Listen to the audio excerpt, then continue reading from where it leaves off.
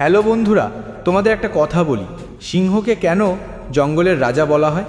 কারণ যখন জঙ্গলের 10টা পশু একসাথে তার সামনে দাঁড়ায়, তখন তার মাথায় শুধু দুটো অপশান থাকে, লড়ব বা মারব, কিন্তু কখনোই আত্মসমর্পণ করব না।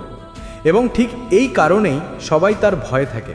আর এই শক্তি, এই অ্যাটিটিউডের কারণেই সে জঙ্গলের রাজা। মনে রেখো, তুমি হেরে যাওনি যতক্ষণ না তুমি আত্মসমর্পণ করতে প্রস্তুত হও। আমি অনেক মানুষকে দেখেছি যারা 10 বার হারলেও 11তম বারের জন্য আবার দাঁড়িয়ে যায়। কোথা থেকে এনার্জি, কোথা থেকে সাহস নিয়ে আসে তা কেউ বোঝে না। আজ আমি তোমাদেরকে তেমনই একজনের গল্প শোনাবো, আমাদের গ্রামের এক বাস্তব ঘটনা। এটা প্রায় 20 বছরের পুরনো কাহিনী। আমাদের গ্রামে নকুল নামে এক যুবক ছিল। পরিবারের আর্থিক অবস্থা ভীষণ খারাপ, এতটাই খারাপ যে আজ যদি উপার্জন হয় তবে সেদিনই খাওয়া জুটত। 18-19 বছর বয়সেই সে কাজের সন্ধানে মুম্বই চলে যায়। প্রথম 2-3 বছর এখানে ওখানে ছোটোখাটো কাজ করলো, কিন্তু মন বসল না। তখন ব্যবসার নামে মূলত ট্রান্সপোর্ট ব্যবসায় চলত। সেও একটা ট্রাক কিনল, নিজস্ব পরিবহন ব্যবসা শুরু করলো। কিন্তু দুর্ভাগ্য, প্রথম মাসেই গাড়ির ভয়ঙ্কর অ্যাক্সিডেন্ট। গাড়ি মেরামতের খরচ, আর্থিক ক্ষতি সব মিলিয়ে অবস্থা ভীষণ খারাপ। তবু হাল ছাড়ল না, আবার জমানো টাকায় ব্যবসা শুরু করলো। কিন্তু ভাগ্য যেন শত্রু হয়ে দাঁড়িয়েছিল। মাত্র 1 বছরের মধ্যেই তার ট্রাক আবার দুর্ঘটনায় পড়ল। প্রাণহানি না হলেও এত বড় ক্ষতি হলো যে আর ব্যবসা চালানো গেল না। বাধ্য হয়ে পরিবহন ব্যবসা ছেড়ে এক শিপিং কোম্পানিতে চাকরি নিল। মাথার উপর বিশাল ঋণের বোঝা, তবু হাল ছাড়ল না।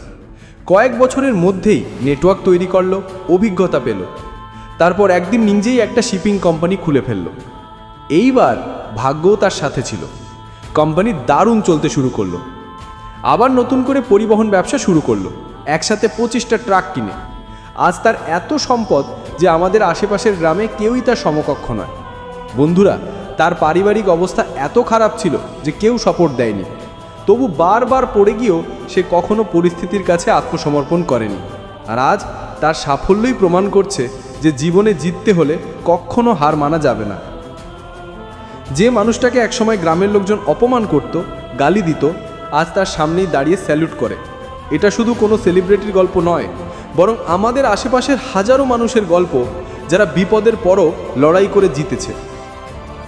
প্রত্যেক সফল মানুষ একটাই কথা বলে, পরিস্থিতি তো একটাই অজুহাত। তুমি যতক্ষণ না আত্মসমর্পণ করছো, ততক্ষণ কোনো পরিস্থিতি তোমাকে হারাতে পারবে না। আমাদের ইতিহাসেও দেখো, 5 পাণ্ডব কুরুক্ষেত্র যুদ্ধে কখনো আত্মসমর্পণ করেনি। বাবা সাহেব আম্বেদকর শতাব্দী প্রাচীন শৃঙ্খল ভেঙে নতুন সমাজ গড়েছিলেন, কারণ তিনি আত্মসমর্পণ করেননি। ছত্রপতি শিবাজি মহারাজ মুঘল সম্রাটদের সামনে আত্মসমর্পণ না করেই নিজের রাজ্য গড়েছিলেন। আজও অনেক মানুষ আছে যারা বারবার পড়েও আবার উঠে দাঁড়ায়, যেমন ক্রিস্টিয়ানো রোনাল্ডো। যদি ছোটবেলায় গরিবী আর তিরস্কারের সামনে আত্মসমর্পণ করত, তবে আজ বিশ্ব ফুটবলের রাজপুত্র হয়ে উঠত না। জ্যাকি চ্যান দুর্বল শরীর, দারিদ্র্য, আঘাত সব সত্ত্বেও আত্মসমর্পণ করেনি, তাই আজ অ্যাকশন কিং। হৃতিক রোশন কথা বলার সমস্যায় ভুগত, শরীর ভাঙাচোরা, তবু হাল ছাড়েনি, আজ বলিউডের সুপারস্টার।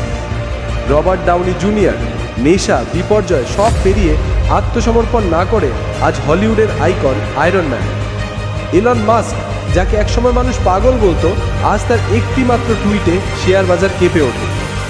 বন্ধুরা, তোমার জীবনে যত বড়ই সমস্যা আসুক, মনে রেখো এর চেয়েও বড় সমস্যার মুখোমুখি হয়েছেন সফল মানুষরা।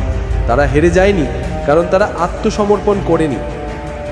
আ person who is not ready to surrender, তাকেই পৃথিবী ইতিহাসে অমর করে রাখে।